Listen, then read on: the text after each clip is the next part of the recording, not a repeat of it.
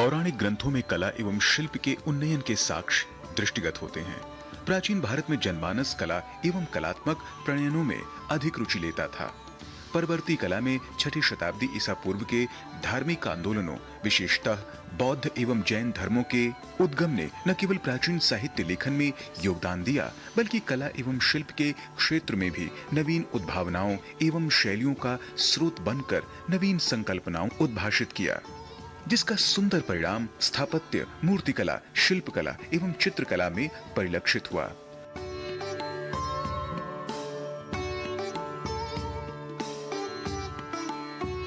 प्राचीन बौद्ध ग्रंथों में अनेक ऐसे साक्ष्य मिलते हैं जो तत्कालीन शिल्प एवं कला पर बौद्ध प्रभाव को व्याख्यायित करते हैं। बौद्ध युग में शिल्पकारी को निश्चित ही प्रमुख स्थान प्राप्त था। तत्कालीन वाणिज्य तथा उद्योग इन्हीं शिल्पों पर आश्रित थे। इस कारण से शिल्पकार को समाज में सम्माननीय माना जाता था। मथुरा शैली के शिल्पियों ने बुद्ध के जीवन चरित्र पर भी अनेक मूर्तियों का निर्माण किया। इसका विवरण सामय्य फल सुत्त में प्राप्त होता है। इसी तरह महावंश नामक बौद्ध ग्रंथ में भी उल्लिखित है कि स्तूप निर्माण एक उल्लासमय व स्फूर्तिदायक आयोजन होता है, जहां अनेक व्यक्ति भाग लेते हैं।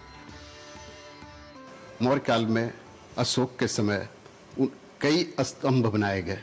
सम्राट अशोक जब अपने आप को बौद्ध धर्म में परिणत किया, तब वो उन सभी स्थानों की यात्रा की जो बौद्ध धर्म से संबंधित थे और जहाँ-जहाँ लगभग भगवान बुद्ध गए थे, उन स्थलों पे उन्होंने स्तंभों का निर्माण करवाया। उन स्तंभों के शीर्ष पर विभिन्न प्रकार के पशु आकृति उकेरी गई, जो अपने आप में बहुत ही महत्वपूर्ण है और कला शैली की दृष्टि से भी बहुत महत्वपूर्ण है। बौद्ध जातकों तथा अन्य कतिपय पाली ग्रंथों में स्थापत्य विषयक ऐसे अनेक रोचक विवरण मिलते हैं। दीघ निकाय ग्रंथ में 25 मुख्य शिल्पों की चर्चा है। ऐसी दूसरी सूची ब्रह्मजाल सुत्त में है, जिसमें एक विषय वत्थु विद्या अर्थात वास्तु विद्या का प्रतिपादन है।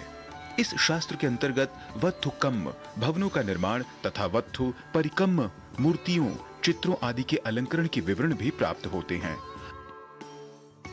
बौद्ध कला में चित्रकला भी अपने विकसित रूप में प्राप्त होती है। इनमें भी बौद्ध ग्रंथों की घटनाओं को उपजीव्य बनाकर उन्हें चित्रात्मक कौशल से जीवंत किया गया है। अजंता की गुफाओं से मिले चित्र जातक कथाओं पर ही आधारित हैं। चित्रकला के अन्य उदाहरण विनय पिटक एवं थेरी गाथा में मिलते हैं।